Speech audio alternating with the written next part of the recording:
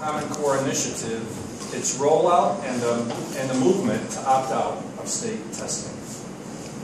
Well, we've all heard about Common Core, and until I was deciding to run for the board, all I knew is Common Core wasn't the most popular program. I've looked into it for some considerable amount of time, and the first thing is it starts off being a wonderful idea. Common Core is, and I would describe, and I've seen it described otherwise, as an untested educational pilot program that was developed by non-educators and special interest groups.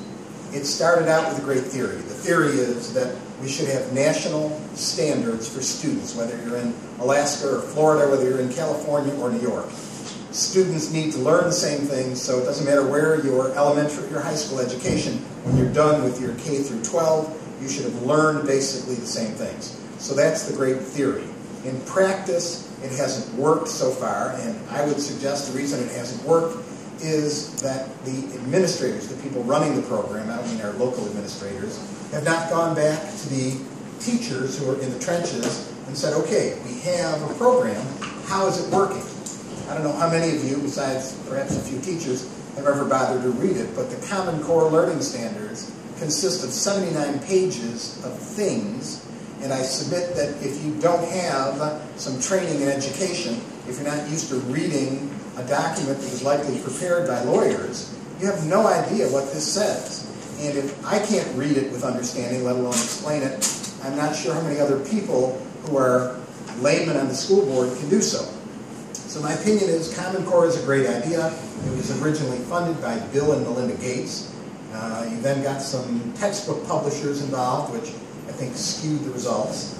I do not think that there has been enough of a follow-up for the primarily elementary, but also high school teachers as to what's working and what isn't. In terms of opting out, I have no idea what that's supposed to accomplish.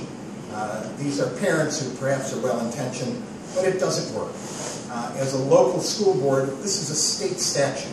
46 states have passed Common Core, the exact document that I'm looking at here. New York has added some things that are highlighted in yellow. If anyone wants to look at it, you can have this.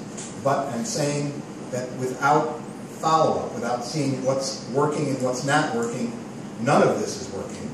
As a local school board, we can tell the state of New York, this isn't working. But the town of Tonawanda or Kenmore-Tonawanda District tried to do this.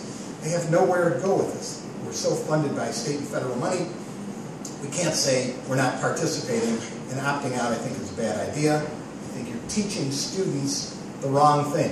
If this isn't used to grade them, what's the harm in having the kids take the test? And I don't know what they're using it for, but I don't think opting out is a good idea. I don't know what the students are doing other than what you read in the paper during the test. So I think, again, it's a really good idea that needs further testing. With 3 minutes is a long time, not a very long time to dissect the Common Core, and I'm not sure we're the right group necessarily to do it ourselves.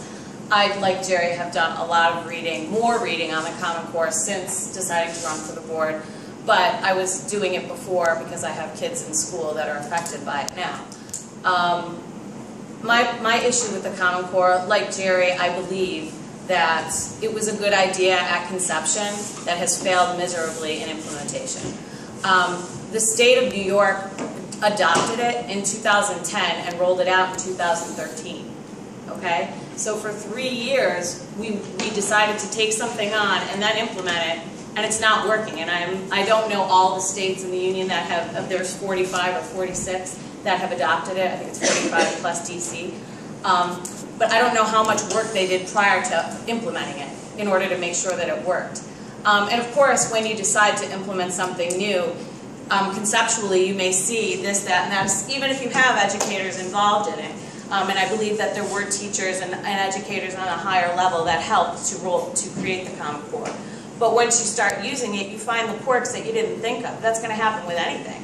As soon as you start to roll something out that isn't working, and you want to use it as a measuring tool right away, you're failing the people that need it the most. I think that with more time and consideration, it might work. Like anything, when it's brand new, it doesn't roll right the first time. I think that the idea is good, because I do think fundamentally Alaska and New York should be learning the same things at the same times and sending our kids to college with the same adequate amount of education that competes globally, not just nationally. But that said, we still have work to do on fixing the problems with the Common Core.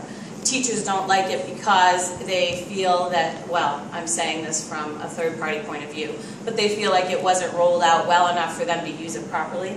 They're stressed with the way they have to use it to test. There is more pressure on teachers to perform, which rolls into the opting out program, the movement that happened and has been very big this season. This is the first year I really have been involved in it because I have third graders this year. And I did opt my third graders out. I don't necessarily believe that opting out over the long term is a good idea, because it does teach children, like Jerry said, that testing isn't a part of life, which we all know isn't true. The SAT, the ACT, all those things that get you into college are necessary. However, to use a test of that nature to benchmark what a teacher can do and what a student has learned solely is wrong, in my opinion. Kids learn at different levels, different groups, different ways. I mean, they teach you when you train an employee that all of them learn differently. Some learn by visual, some learn by auditory. And you're telling us that a multiple choice test is going to reach every child the exact same way. It's just not going to happen. So, thank you. Jerry, would you like to add 2 minutes so I can, add anything on? 30 seconds. My only other comment is, last week in the Olean Herald, there was a very interesting article that was written by an individual who was a retired educator. He used to be a superintendent of the Allegheny Central School District and a BOCES district superintendent. His name was Austin Leahy, and I photocopied a couple of these. It's a very interesting article. It summarizes a lot of the things that could have been done that weren't. It summarizes why, in this man's opinion, it isn't working.